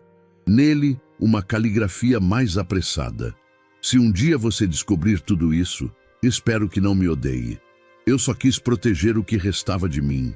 Mas me tiraram tudo, até a chance de te olhar nos olhos. Ele sentiu o gosto salgado das lágrimas antes mesmo de perceber que estava chorando. Quantas vezes estivera a poucos metros dessas cartas? Quantas vezes sentou-se naquela cadeira, tomou decisões, assinou contratos, enquanto Beatriz implorava silenciosamente do lado de fora do mundo. Levantou-se com dificuldade, como se o corpo agora pesasse o dobro. Antes de sair, passou os olhos pela estante de livros. Havia um volume sobre direito civil que ele sabia nunca ter sido lido por seu pai. Puxou-o, caiu. Uma pasta preta, escondida entre a lombada falsa e a parede. Dentro, registros de chamadas do escritório, horários, números e cancelamentos. Vários deles correspondiam aos dias que Beatriz relatara em seu caderno. Chamadas interceptadas, bloqueadas. Ali estava. A sabotagem não era só afetiva, era institucional. Roberto fechou a pasta, colocou os papéis na mochila e apagou a luz. Ao sair, trancou a porta atrás de si. Não como quem protege algo, mas como quem encerra uma era. Do lado de fora, a cidade ainda pulsava. Carros, buzinas, pressa. Mas para ele, algo havia mudado. As ruínas da verdade haviam sido desenterradas, e agora ele sabia exatamente quem havia soterrado tudo. A luz da manhã atravessava as persianas do quarto com delicadeza. No monitor ao lado da cama, os números pulsavam em ritmo estável. Um bip contínuo preenchia o silêncio entre os gestos dos enfermeiros. Beatriz ainda dormia. O rosto estava mais cheio, as olheiras um pouco menos profundas. A palidez ainda presente, mas havia um tom novo de vida sob a pele. Roberto, sentado ao lado da cama, não pregara os olhos naquela noite. Lia e Luna haviam sido levadas por uma assistente para tomarem banho, comerem e descansarem por algumas horas em um alojamento improvisado. Ele insistiu que ficaria. Precisava estar ali. Sentia que o momento estava próximo. E estava. Pouco depois das 8, Beatriz começou a se mexer. Primeiro os dedos, depois os olhos. Roberto levantou-se num salto. Beatriz, consegue me ouvir? Ela franziu o senho, apertou as pálpebras, como quem tenta afastar uma névoa interna. Aos poucos, os olhos se abriram. O olhar ainda vacilava, mas reconheceu. Você, murmurou. Sim, sou eu, Roberto. Ela respirou fundo, os olhos cheios. Tentou se mexer, mas um incômodo no braço a fez recuar. Calma. Você está no hospital. Já passou o pior. Beatriz observou o ambiente. Os fios, o soro, o lençol, seu corpo, tudo. Depois voltou os olhos para ele. Quanto tempo? Uns dias. Você estava muito fraca, desidratada. pulmão comprometido, mas está melhor agora. Ela fechou os olhos por um instante. Quando os abriu novamente, não chorava, mas havia dor em cada traço de seu rosto. As meninas estão bem? Estão. Estão sendo cuidadas. Estão seguras. Um alívio breve passou por seu semblante. Depois veio a hesitação. Você, como me achou? Não fui eu quem achou. Foram elas. Me abordaram na praça, pedindo ajuda. Disseram que a mãe estava morrendo. Beatriz levou a mão ao rosto, tapando parte dos olhos. O gesto era automático, envergonhado. Eu tentei, juro que tentei. Eu sei. Ela o olhou. Você sabe? Ele assentiu devagar. Encontrei suas cartas no antigo escritório, guardadas, lacradas, escondidas. Vi os cheques, os registros, os telefonemas bloqueados. Vi tudo. Beatriz não respondeu. Respirou fundo, como quem carrega uma década nas costas. Eles me apagaram. Eu sei. Fui tratada como um estorvo, um risco. Sua irmã, seu cunhado, eles diziam que era pelo seu bem, que você não queria saber, que estava prestes a assumir um novo papel, herdar negócios. Roberto fechou os olhos. O peso da culpa queimava. Eu fui covarde. Sabia que você precisava de mim. Sabia que aquele silêncio não era natural, mas escolhi ignorar. Escolhi o caminho fácil. Beatriz soltou um riso seco, sem alegria. Você escolheu a sua vida e me deixou sozinha para morrer com a minha. Não diga isso. É verdade, Roberto. Enquanto você assinava contratos em salas com ar-condicionado, eu dormia em sacos plásticos. Lia me abanava com jornal velho para abaixar a febre. Luna me dava água da torneira de praça. Ele caiu de joelhos ao lado da cama. Me perdoa. Por tudo. Por não ter procurado. Por não ter duvidado. Por não ter te protegido. Eu fui cego, omisso, arrogante, mas estou aqui agora e não vou embora. Beatriz desviou os olhos. Havia lágrimas, mas também um bloqueio, algo entre raiva e exaustão. E agora? Vai me salvar? Vai comprar um final feliz? Não, não vou comprar nada. Só quero estar presente, ouvir, ajudar, fazer parte da vida das meninas, se você permitir. Ela o olhou de novo. Elas sabem. O exame de DNA confirmou. Eu contei. Beatriz assentiu lentamente. E como reagiram? Como ninguém jamais reagiu a mim, com verdade e com uma coragem que eu não tenho. Ela sorriu pela primeira vez. Um sorriso frágil, mas sincero. São tudo que eu tenho. São tudo que eu tenho agora também. Um silêncio denso se formou, mas dessa vez não era destrutivo. Era um silêncio de presença, de luto e de possibilidade. Beatriz afagou os lençóis com os dedos finos. Eu não sei se consigo perdoar ainda. Você não precisa perdoar. Só me deixa tentar. Merecer isso. Ela fechou os olhos, exausta, mas não antes de murmurar. Elas merecem que a gente acerte dessa vez. E aquilo foi mais do que suficiente. A sala estava impecável. A luz atravessava as janelas do apartamento de cobertura como se cortasse mármore. O tapete persa, o sofá italiano, o bar minimalista. Tudo no lugar. Frio. Perfeito. Érica apareceu do corredor vestida com um robe de seda perolado.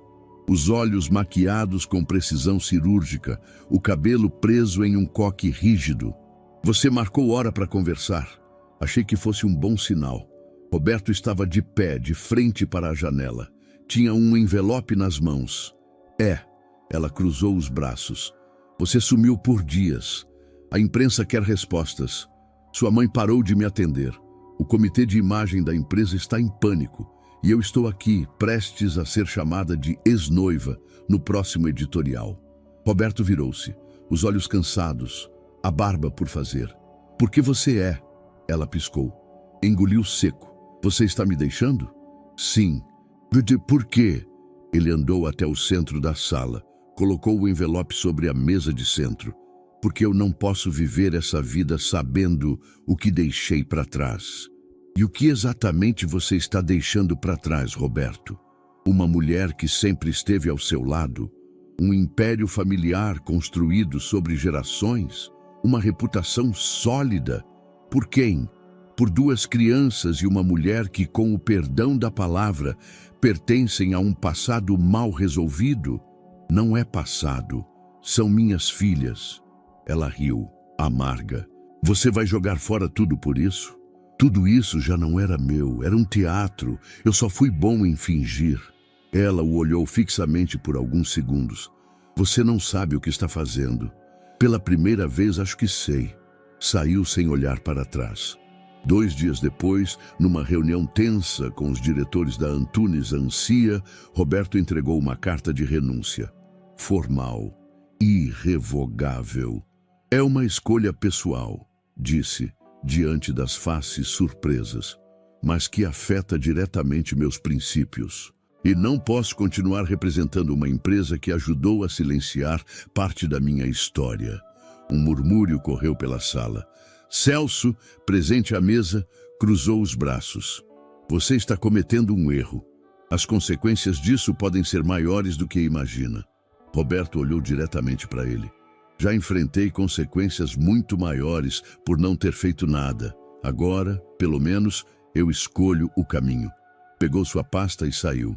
O novo apartamento não tinha porteiro, nem elevador.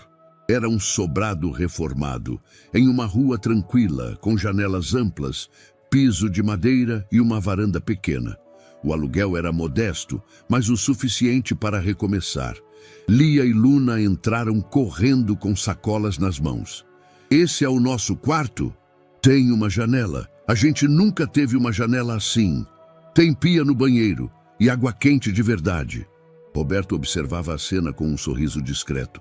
Havia caixas para desempacotar, móveis por montar. Mas havia riso, havia voz. Havia algo que ele não escutava há anos. Vida. Sentou-se no chão, ainda sem tapete, enquanto Luna tirava a flauta da mochila e começava a improvisar uma melodia. Lia batucava em uma caixa vazia, criando ritmo. Tá parecendo uma banda, disse ele. Lia riu. A banda do recomeço. Mas a escolha veio com o peso do mundo. Nos dias seguintes, começaram a circular colunas em jornais e revistas sociais. Roberto Antunes abandona noiva e empresa por família oculta. Multimilionário troca luxos por cortiços. Caso de amor ou crise emocional. As gêmeas da praça, filhas esquecidas ou jogada midiática.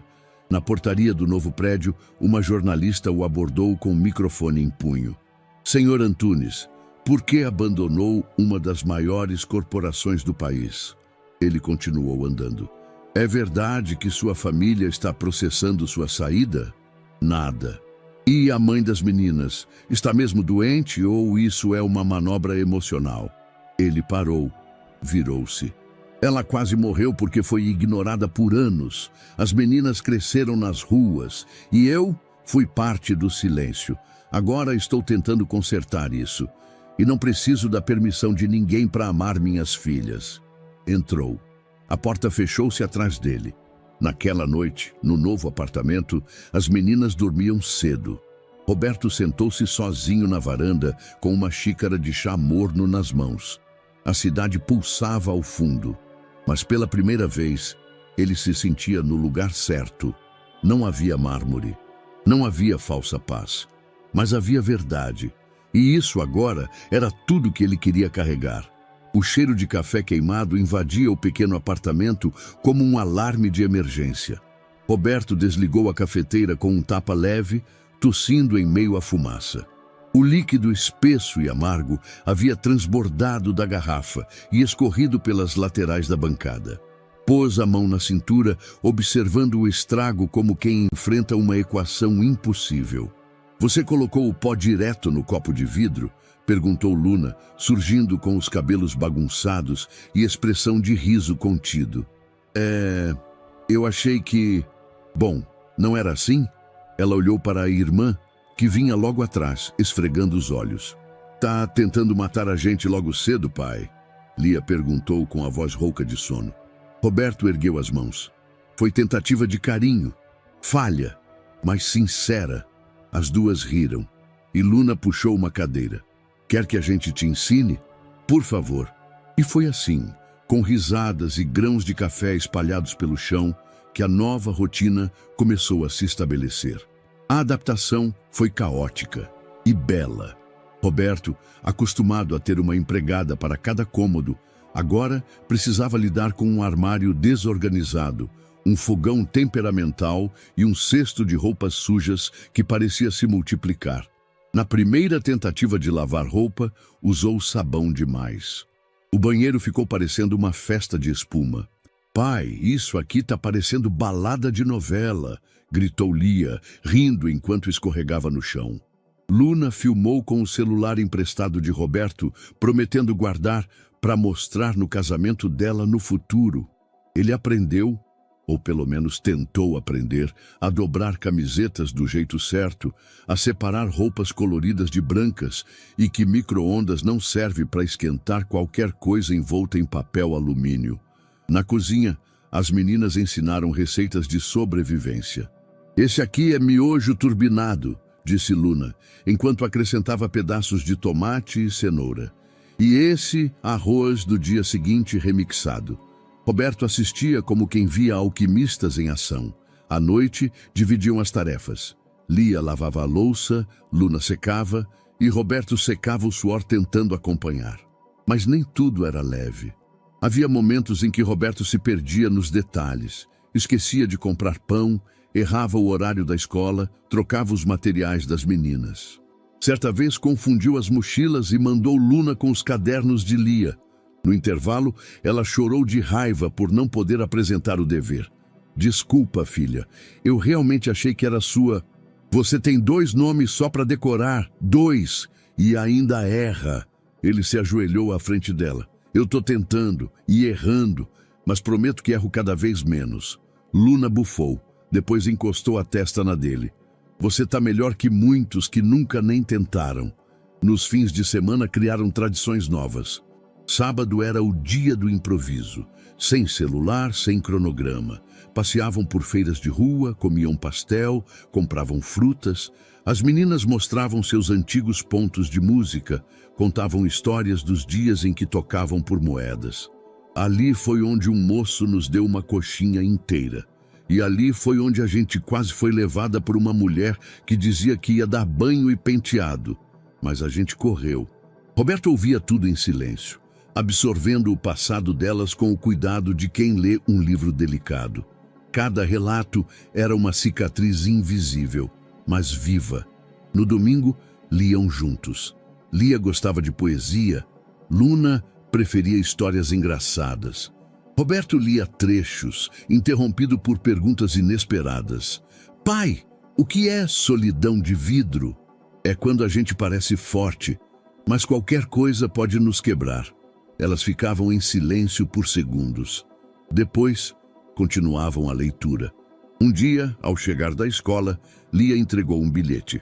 "É para você, da diretora." Roberto leu. Era um convite para uma reunião sobre o desempenho surpreendente das meninas e um agradecimento pelo envolvimento paterno. Ao assinar a resposta, percebeu que escrever pai de Lia e Luna doía menos no papel do que em seu peito. Agora era natural. Naquela noite, enquanto as meninas dormiam, ele foi até o quarto delas. Observou-as enroladas nos cobertores, respirando profundamente, cercadas de desenhos colados na parede e instrumentos improvisados empilhados no canto. Sorriu e sussurrou: "Obrigado por me darem uma segunda chance." A manhã estava abafada quando Roberto chegou à escola municipal, onde Beatriz tentara matricular Lia e Luna anos atrás. O prédio era antigo, com corredores largos, azulejos descascados e cartazes coloridos pendurados nas paredes, anunciando projetos de leitura e pinturas feitas pelos alunos. Ele entrou pela portaria, mostrando a identificação do hospital em que Beatriz estivera. A diretora, uma mulher de meia idade com cabelo preso num coque, recebeu-o com expressões de curiosidade e polidez. "Senhor Antunes?" perguntou, olhando-o por cima dos óculos. "Sim, recebi um bilhete da senhora.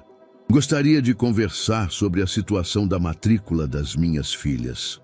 Ela assentiu discretamente e o conduziu até uma sala pequena, com uma mesa retangular e 2 cadeiras. De um lado, a parede exibia fotos de turmas antigas. Do outro, calendários escolares e avisos em folha sulfite. Antes de mais nada, disse a diretora, quero dizer que recebemos a senhora Beatriz Lopes por alguns dias, há cerca de 8 anos. Mas o processo foi interrompido. Sim, confirmou Roberto. Gostaria de saber por quê. Ela respirou fundo antes de começar.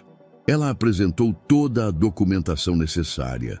Mas nos dias seguintes, surgiram problemas com a comprovação de residência. O endereço fornecido não era válido segundo nossas normas. Enfim, alguns funcionários ligados à Secretaria Municipal informaram que haveria implicações legais se prosseguíssemos. Fomos orientados a arquivar o processo. Roberto manteve o silêncio enquanto ela continuava. Mais tarde, recebemos um telefonema de um certo advogado, que se apresentou como representante de sua família. O registro dizia que a matrícula das duas geraria conflito de interesses com as diretrizes da empresa. Diretrizes da empresa? Ele repetiu surpreso. Tínhamos ordens via central. Parece que queriam evitar exposição. Não entendi direito, mas fomos instruídos a negar. O olhar dele endureceu. E não nos deram opção, completou ela com pesar. Seguimos as instruções e arquivamos o pedido definitivamente. Roberto sentiu um nó na garganta. Na escola, Beatriz tentara garantir segurança básica para filhas e fora barrada por gente poderosa. Pegou um caderno e caneta da bolsa. Tem registro desses documentos? E-mails, memorandos, nome de quem fez o telefonema? Ela franziu o senho. Sim, posso solicitar com a secretaria, mas... Ele se adiantou. Quero, é importante. Saindo da escola, carregava as pedras exatas da omissão. Cada um era um item. Medo, proteção, controle. Dentro do carro, percebeu a figura já familiar no banco da frente. Senhor Antunes. Era Celso, o coordenador jurídico da família. Seus olhos estavam frios, calculistas. Não esperava encontrá-lo. Celso ergueu a mão, amistoso demais. Soube da sua visita. Achei melhor vir até aqui pessoalmente. Eu já falei com a diretora. Então sabe que houve um mal-entendido burocrático. Isso acontece em instituições públicas. Ela me disse que houve pressão direta. Advogados, colegas. E foi barrado. Olha, Roberto, essa história é sensível. Você acabou de sair da empresa. Está emocional, sim? Diria até ferido. Mas mexer nesse vespeiro não ajuda ninguém. Muito menos as meninas. Roberto virou no assento encarando Celso.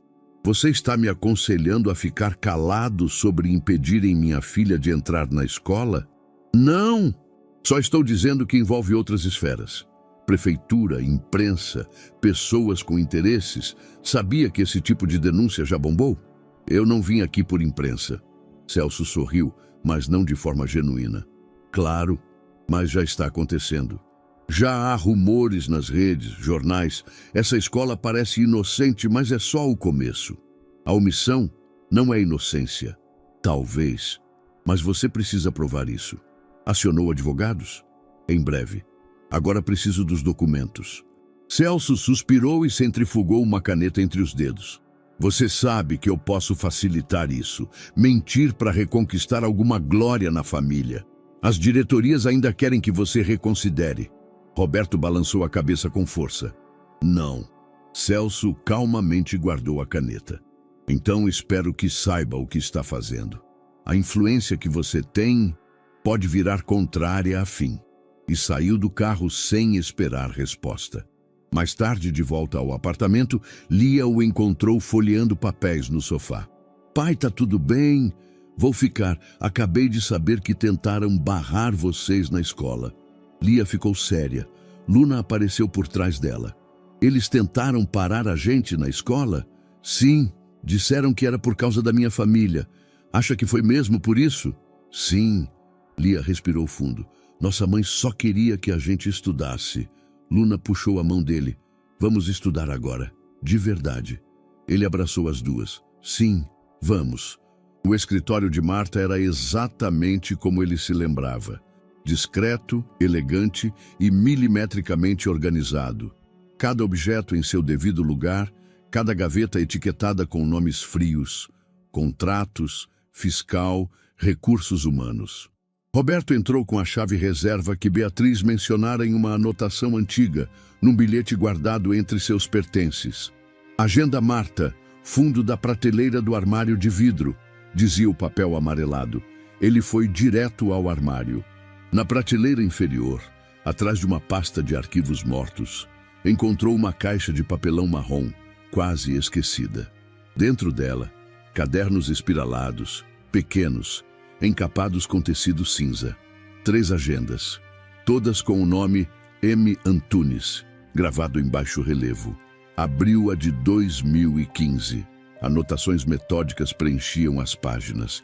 Compromissos bancários, reuniões familiares, referências cruzadas com nomes de advogados, códigos internos. Mas foi quando virou para o mês de julho que os registros começaram a mudar. 17 de julho, B apareceu no prédio. Avisar Celso. 19 de julho, fotos no portão da empresa. Providenciar dispersão. 22 de julho, enviado aviso ao diretor da escola. Confirmar negativa. Roberto sentou-se lentamente na poltrona de couro clara. O coração batia forte. Virou a página. 31 de julho, resolver questão do cortiço. Pagamento pendente ao senhor Adalberto. A caligrafia era firme, regular, sem remorso, como quem agenda um jantar ou uma entrega de documentos. O nome de Beatriz aparecia pelo menos 6 vezes em anotações espalhadas ao longo daquele ano. E em setembro, uma nota mais direta: cessar tentativas. M deve desaparecer. Roberto se levantou de súbito. Aquilo não era apenas um afastamento, era perseguição. Foi até a janela. Precisava respirar, mas o ar parecia mais denso. A cidade agora era um tabuleiro, e Marta não apenas jogava. Ela manipulava peças sem que ninguém percebesse. Pegou outra agenda. 2017. Mais registros. Contato com o inspetor-chefe, mesma postura. Risco de imprensa. Alerta ao jurídico. Celso cuidará da versão oficial. Celso. Marta. A máquina havia sido bem lubrificada. Um sistema de silêncio operando nas sombras, enquanto Beatriz caía em esquecimento. E Roberto, como peão adestrado, vivia alienado. Na última agenda, a mais recente, uma anotação o paralisou.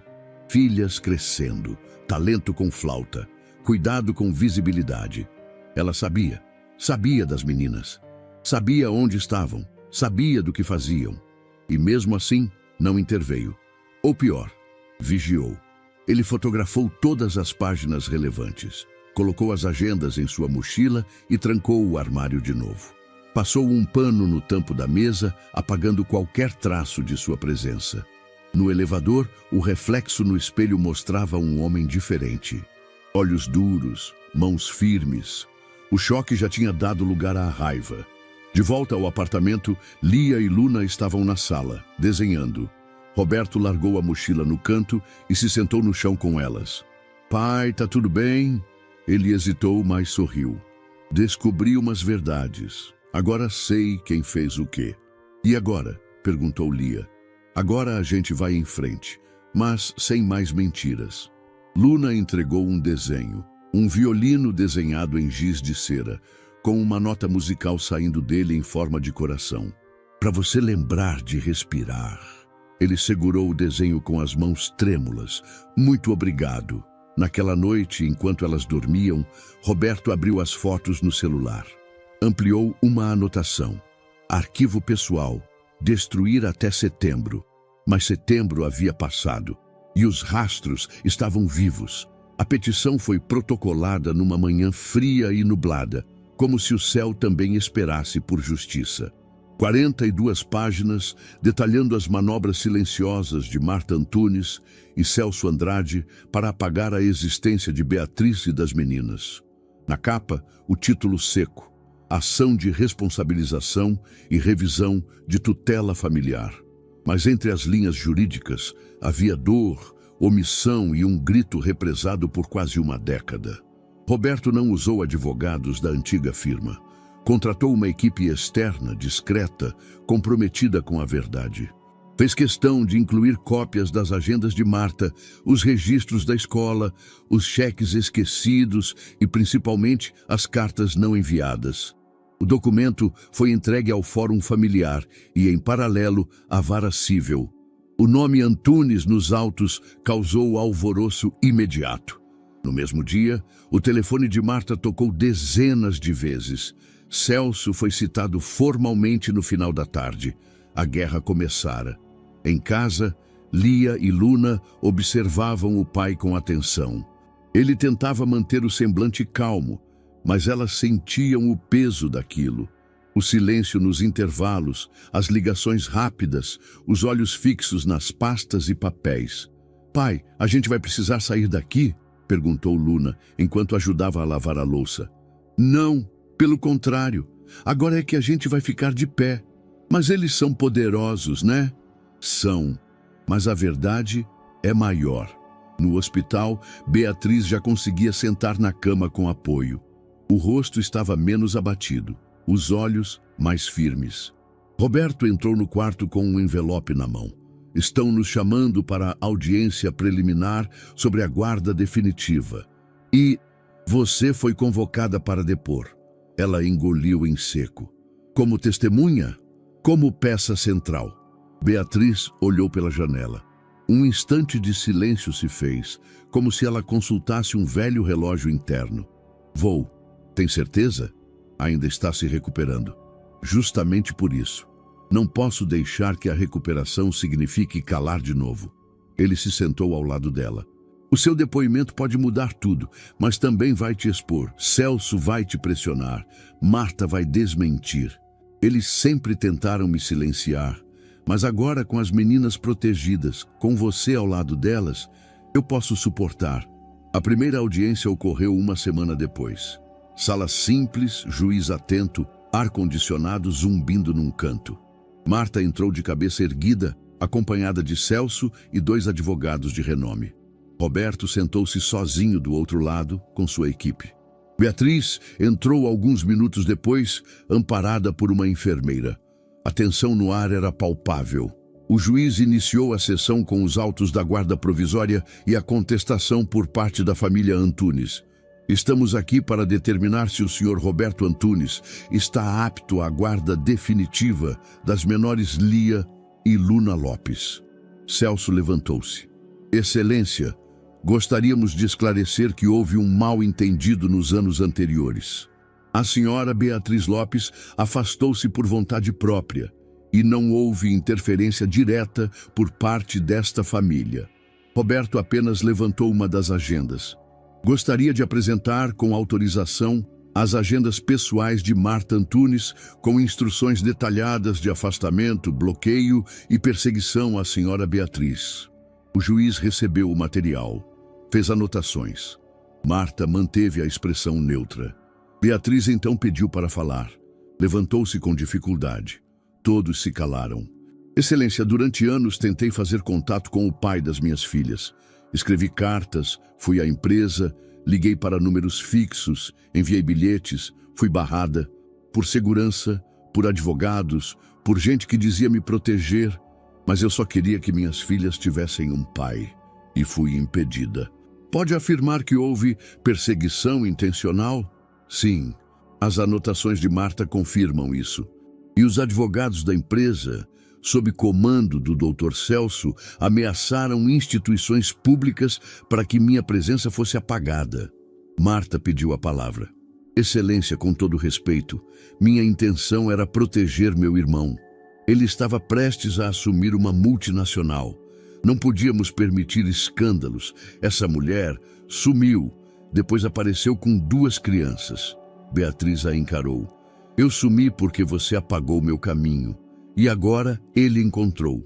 A sessão terminou com a solicitação de análise pericial nos documentos e a manutenção da guarda provisória com Roberto.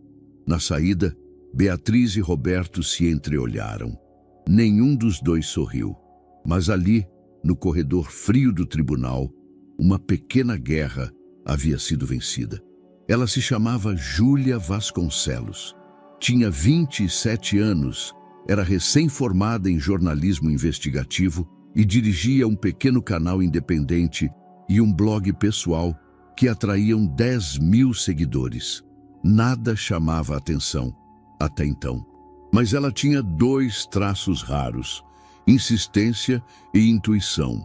A esta altura do campeonato, ela saboreava um café forte na padaria perto do fórum, quando ouviu 2 trabalhadores da limpeza comentando sobre o caso do ex-executivo que surgiram com 2 meninas e uma mãe gravemente doente. As vozes entre-sussurradas atravessavam o som das vassouras e o aroma dos pães quentes, mas Júlia peguei cada sílaba. É aquele cara dos prédios que largou tudo por 2 meninas de rua, dizia um. Ele apareceu com a mãe delas, dizem que quase morreu, completava o outro. As palavras ecoaram como sirene em sua mente. Ela sabia que encontrava ali algo maior do que mais um escândalo de tabloide. Eram vidas, apagamentos, desigualdade. Sentiu o estômago embrulhar de propósito. Era o tipo de história que fazia jornalismo valer a pena. Voltou para casa e passou a madrugada cruzando nomes nos jornais, escaneando redes sociais, comparando datas. Encontrou os primeiros registros. Um vídeo curto de celular viralizando na praça, manchetes digitando multimilionário com filhas de rua, comentários indignados e emocionados. No dia seguinte, ela estava estacionada sorrateiramente à frente do hospital onde Beatriz se recuperava. Câmera presa ao peitoral, caderno aberto. Não queria virar o rosto para a câmera. Falava ao microfone leve, discreto. Meu nome é Júlia Vasconcelos. Estou investigando um caso que começa com 2 meninas e uma mãe à beira da morte e termina com uma família questionando suas próprias verdades. Ela se dirigia então a moradores do cortiço onde Beatriz vivera até ser hospitalizada. Naquele ambiente, a linguagem era viva, sem filtros. Conversou com Gisele, moradora antiga. Lá, todo sábado, umas meninas pequenas ficavam com flauta e latinhas tocando. Às vezes eu dava pão, às vezes só ouvia. A mãe delas, coitada, sempre com tosse. Já a câmera balançou levemente. O cenário pobre, os risos contidos. Mas algo ali remexeu Júlia por dentro. Aquela mulher que tocava a vida por não ter escuro onde se esconder. Depois entrevistou Ernesto, que morava no cortiço ao lado. Elas vinham todas as manhãs, pediam água, carinho, mas esse advogado grandão do lado direito, o tal do Celso, vivia por ali. Ouvi dizer que levou um papel dizendo que não podiam aparecer. Você viu isso? Não vi, mas ouvi. Por aqui todo mundo fala. Júlia gravava, anotava, guardava cada fala como um livramento. Percebia que existia ali uma história muito maior do que qualquer rendição midiática. No dia seguinte, entrou na empresa antiga de Roberto, discretamente como freelancer, e conversou com Fernanda, ex-secretária da diretoria jurídica. Você trabalhava com a Beatriz? Perguntou ela, ainda com voz trêmula. Sim, vi cartas, algumas rasgadas, uns memorandos com instruções. Ela balançou a cabeça. Um dia vi um papel indo para o lixo, um envelope dela com seu nome escrito, várias folhas juntas, e eu pensei, coitada. Júlia encostou a câmera discretamente no banco do carro. E depois? Acho que chamaram ela de inconveniente. Foi orientado a desaparecer. Só a intuição, àquela altura, já dizia tudo. Cada peça encaixava na lógica do esquecimento forçado. Ela buscou o guarda-chuva num canto e foi até a secretaria da escola municipal. Queria confirmar se a recusa fora realmente oficial. Esperou em fila, pediu acesso ao processo. Algumas secretárias olharam com relutância. A trama era delicada, institucional. Sim, houve um memorando da secretaria com assinatura da assessoria jurídica da empresa de seu irmão, disse uma, abrindo o arquivo. Ele orientava a não receber a matrícula de menores ligadas àquela mulher. Júlia anotou mais detalhes, pediu cópia, tudo com cuidado, tudo oficial. Sabia que precisava conectar cada ponto. O silêncio institucional, a intervenção do jurídico, as agendas, as cartas, um todo coeso. Naquele mesmo dia, Luca, o assessor de comunicação de Júlia, telefonou. Julinha, público reagiu. O trailer está viralizando, mas disseram que você precisa entrevistar Padre Gabriel. Ele ajudou essa família, apoiou a Beatriz. No dia seguinte, ela encontrou Padre Gabriel numa capela simples, longe de holofotes. Eu vi aquelas meninas chorando para a mãe respirar. Vi uma pulseira igual a que vocês mostram nos vídeos. Ele voltou, mas elas ainda tinham medo. O padre a abraçou com olhos cheios de verdade. A voz da capela ecoou com ecos de calor humano. Alguns dias depois, Júlia pediu uma entrevista com Roberto no apartamento novo. Chegou a pé, tocou a campainha e quase pediu desculpas. Era um momento íntimo. Ele atendeu, leve, acolhedor, mas estava inquieto. Sabia da mudança, mas ainda não queria rótulos. Oi, sou a Júlia, disse ela entrando. Lia e Luna espiaram por trás da porta curiosas. Eu ouvi sobre vocês e escrevi e vi e percebi que era muito mais do que uma história. Poderia me contar, senhor? Câmera acionada. Luz nitrada. Começou com voz firme. Eu era cego. Fiquei preso num mundo confortável, acreditando que privilégios substituíam presença. Mas quando aquelas meninas agarraram meu paletó e disseram que a mãe estava morrendo, foi como se alguém me desse soco no peito. Lia e Luna ficaram próximas, observando. Eles me chamam de pai, acrescentou. Mas para mim, ser pai nunca é apenas biologia. É aprender, é falhar, é tentar. E eu quero estar aqui para aprender. Estou aqui para tentar. Ela interrompeu, tocando o ombro dele. Isso é raro. Dói admitir que falhamos, mas poucos o fazem. Veio depois a entrevista com Beatriz. No dia anterior, ela se preparou na cama com a enfermeira por perto. Quando me vi quase sem fôlego, pensei que ia desaparecer de vez. Mas sobrevivi. E sobrevivi por elas. Por querer que entendessem que tinham direito a um pai, a estudo, a afeto. Lágrimas vieram, pausadas, seguras. Eu só queria ser mãe e que minhas meninas tivessem pai. O resultado foi um vídeo de 15 minutos gravado em 5 dias. Produção simples, mesa de reunião, ruas, o trio reunido, depoimentos sinceros, feios, brutos, humanos.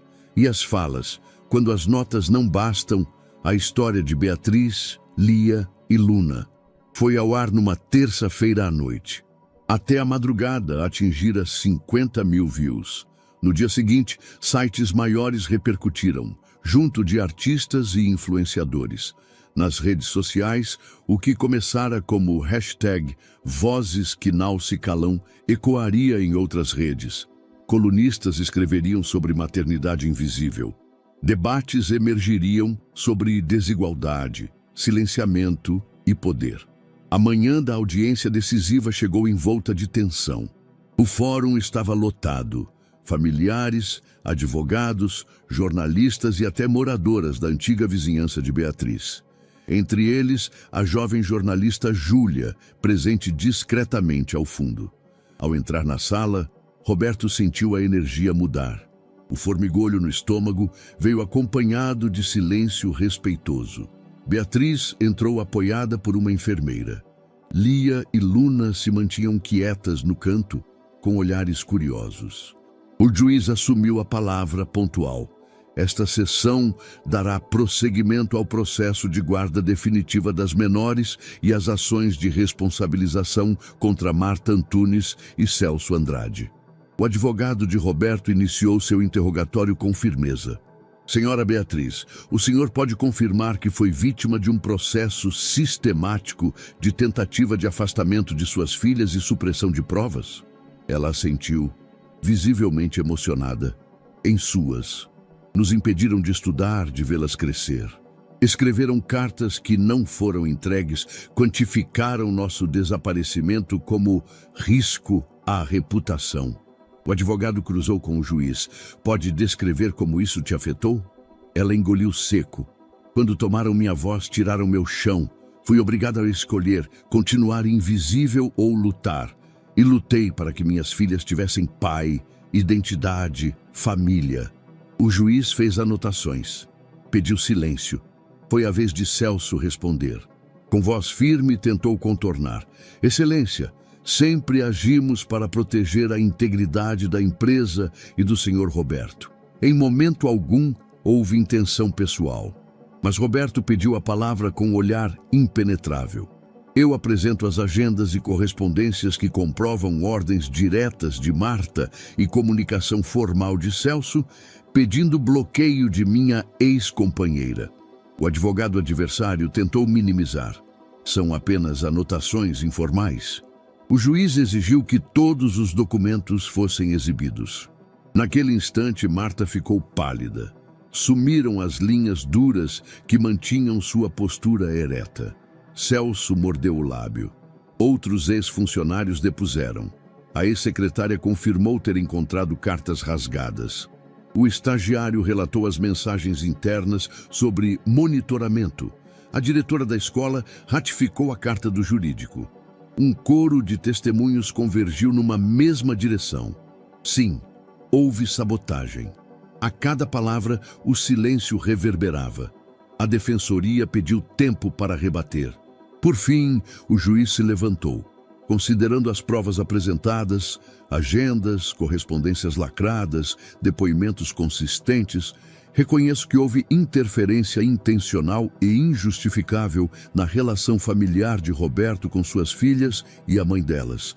Declaro a guarda definitiva de Lia e Luna a Roberto Antunes, bem como o reconhecimento legal de paternidade. Além disso, determino que Marta Antunes e Celso Andrade respondam por abuso de direito familiar e tentativas de ocultação de provas. A bomba explodiu silenciosamente, mas com impacto. Lágrimas correram pelo rosto de Roberto. Beatriz olhou para as filhas que se agarraram nela. Era como se o mundo finalmente tivesse se realinhado. Ao final da audiência, na escadaria do fórum, jornalistas cercaram o trio. Júlia estava lá, câmera na mão. Ela captou a saída deles. Roberto abraçando Beatriz, Lia e Luna unidas. A reportagem, aos poucos, saiu em destaque. O julgamento da verdade, paternidade reconhecida e manipulação desmascarada. Naquele fim de tarde, o apartamento ressoava com um riso suave das meninas. Um eco de liberdade. O juiz reconhecera, em palavras firmes, que a verdade não se cala e que as vozes de mãe, filhas e pai mereciam, enfim, ser ouvidas. O casarão estava em ruínas, janelas quebradas, fachada descascada, mato invadindo o quintal. Mas para Roberto era mais que um imóvel abandonado. Era uma promessa. Ele passou os dedos pela pilastra de pedra quando entrou pela primeira vez. Sentiu o silêncio do lugar, um silêncio que gritava vazio. Ainda assim, enxergava potencial e enxergava futuro. Logo começaram os trabalhos. A equipe de restauração chegou com pás, lixas, tinta, andaimes. Roberto acompanhou cada detalhe com atenção, mas foi Beatriz quem mais se envolveu. Entre exames, repousos e sessões de fisioterapia, ela lia plantas, sugeria cores para a fachada, escolhia livros para a mini-livraria. Numa manhã, Roberto encontrou-a no jardim rasteiro de Luvas, regando mudas de plantas que haviam decidido preservar. É para o cantinho da leitura, explicou ela, erguendo o regador. As crianças precisam de cheiro de terra quando estiverem lendo. Ele sorriu. A viu não como a mulher desvanecida no hospital, mas como agente ativa de mudança. Uma companheira. No salão principal, as paredes ainda aguardavam pintura, mas havia mesas de madeira se formando no centro, estantes sendo montadas para a futura livraria, uma pequena cozinha para oficinas de culinária comunitária. À tarde, Roberto esteve ao lado de Lia e Luna. Elas escolheram os livros que gostariam de ver ali, cadernos cheios de poesia, histórias de coragem, biografias de mulheres que superaram o silêncio. Elas liam juntos, entregavam folhas de sugestões para obras que poderiam inspirar outras crianças. Semanas depois, chegou o dia da inauguração. O casarão estava irreconhecível, fachada pintada de um tom entre salmão e pêssego, janelas com moldura branca, portas de madeira nova. Havia cadeiras dobráveis enfileiradas, caixas de som discretas, tapetes no chão de madeira encerada. Cerca de 100 pessoas das mais diversas origens estavam sentadas, aguardando. As paredes agora exibiam murais feitos por mães e crianças da comunidade. Desenhos de mãos dadas, silhuetas de família, corações e notas musicais. No centro, um banner discreto dizia: Casa Beatriz, cultura, leitura e acolhimento. Beatriz entrou com dificuldades, apoiada por Roberto. O vestido era simples, mas iluminado de emoção. As meninas estavam ao lado, de paletó e camisa, levando os instrumentos. Antes do corte da fita, Roberto fez um breve discurso. Esse espaço não é só para nós. É para todos que foram deixados sem voz, que foram empurrados para os cantos, ou que tiveram sua existência negada. Aqui, cada livro, cada nota musical e cada palavra tem valor. E essa casa leva o nome de quem lutou para existir: Beatriz. Os aplausos foram calorosos. Chegou o momento da apresentação. Lia começou com uma percussão suave, palmas sobre uma tábua, em ritmo cadenciado. Logo em seguida, Luna iniciou uma melodia na flauta doce. A música fluiu, com pausas curtas e tons de esperança. O ambiente inteiro se iluminou. Pessoas secavam os olhos. Um senhor idoso sorriu contando passos baixos para seguir o ritmo. Uma mãe segurou forte a mão da filha. Haviam moedas no chapéu de tecido da entrada, mas a riqueza estava ali, no ar. Beatriz soltou o braço de Roberto e se aproximou. Chorou, enxugou os olhos. Respirou fundo como quem diz: ainda estou aqui. As meninas tocaram até o último compasso. Quando a música parou, o silêncio foi seguido de aplausos intensos, mas silenciosos. Reverência. Depois, houve visitação livre. Crianças mexiam nos livros. Pais liam páginas. Beatriz circulava meio a meio, orientando crianças. Roberto observava de longe, sentindo um nó de gratidão no peito. Em um canto, Lia ofereceu a um menino um livro infantil. É sobre coragem, disse. Minha mãe me deixou só, mas eu achei meu pai. O menino sorriu. À noite, no casarão quase vazio, as luzes apagadas acendiam apenas a memória do dia. Lia e Luna estavam esgotadas, dormindo nos braços dos pais. Beatriz olhou para o teto alto do salão principal. Obrigada, sussurrou. É só o começo, respondeu Roberto. Daqui a pouco vamos abrir cursos, rodas de leitura, tudo o que sonhamos. Ela fechou os olhos, exausta, contente.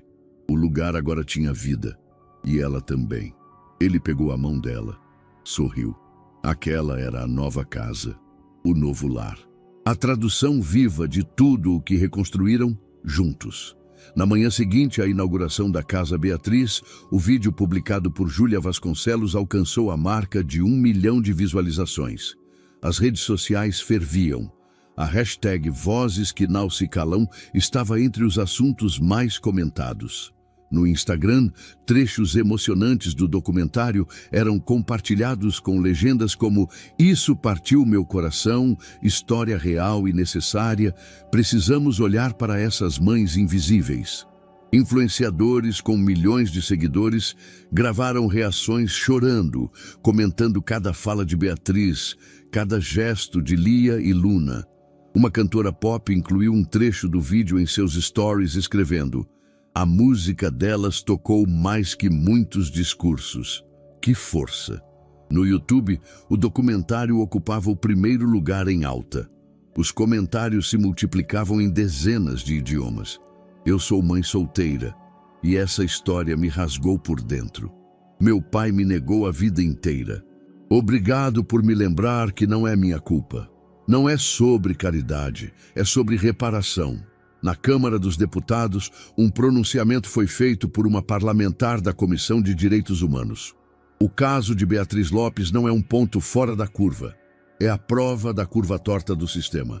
Silenciar mulheres e apagar crianças pobres foi prática comum e ainda é.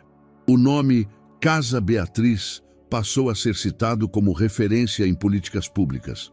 Um vereador da cidade sugeriu incluir o projeto no calendário oficial de Cultura e Cidadania.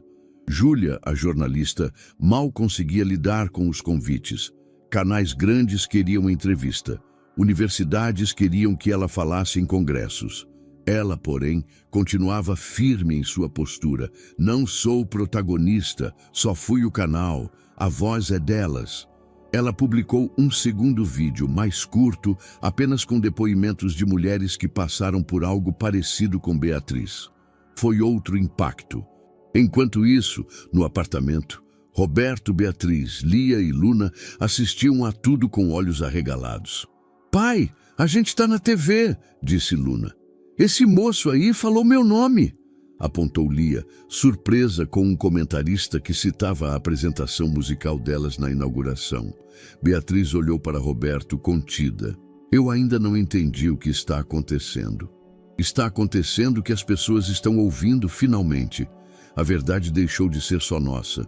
E na porta da Casa Beatriz, flores começaram a ser deixadas com bilhetes anônimos. "Obrigado por dar voz à minha mãe. Sou Lia também, e agora me sinto menos invisível. Vocês são farol."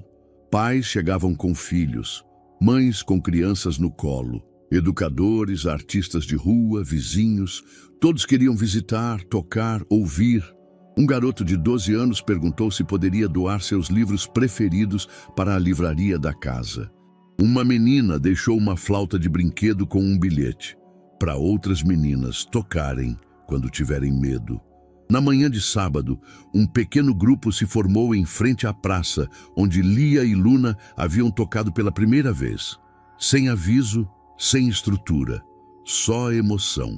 Alguns levaram instrumentos, outros cartazes com frases como "As filhas que resistiram, toda Beatriz importa, não há mais silêncio." Roberto, ao ver a cena por vídeo no celular, ficou em silêncio por longos minutos. "Você acha que isso vai durar?" perguntou Beatriz cautelosa. "Se depender da gente, vai, mas agora é maior do que nós." O sol da manhã espalhou seu brilho sobre o novo bairro. Casas antigas dividiam calçadas largas com árvores floridas. Havia sinais de vida, varais com roupas coloridas, uma senhora sorrindo ao sentar no alpendre com xícara fumegante. Em frente à casa modesta, que agora era lar deles, Lia e Luna alinharam mochilas novas. "Você colocou o nome certo na ficha?" perguntou Luna, ajeitando a alça. "O da gente de verdade?" perguntou Lia, apontando para os nomes completos, com o sobrenome Antunes. Elas vestiam o uniforme, saia midi, sapatos fechados e cabelos penteados. Havia orgulho estampado nos olhos delas. "Não vai ser fácil", disse Roberto com o alento de um ritual. "Mas esse é o primeiro passo para algo firme." Os pés das meninas tocaram o chão da calçada. Pulso acelerado. Era o rito da reconstrução. Deixaram a mão dele e abraçaram Beatriz, que estava no batente da porta, segurando um livro. Ela sorriu, contida, mas seus olhos brilhavam. "Boa escola, filhas." Ela abriu os braços. Entraram. Ela fechou a porta devagar. Roberto as observava, cada respiração delas, cada passo. E logo, um susto, um riso de contagem. 3, 2, 1. E elas partiram em direção à escola. Ele olhou para Beatriz, que abriu o livro no colo. O título, Cartas para Minhas Meninas. Era o primeiro livro da livraria da Casa Beatriz, um exemplar dedicado por uma das pacientes da inauguração. Ela passou o dedo pelas páginas, lendo num sussurro.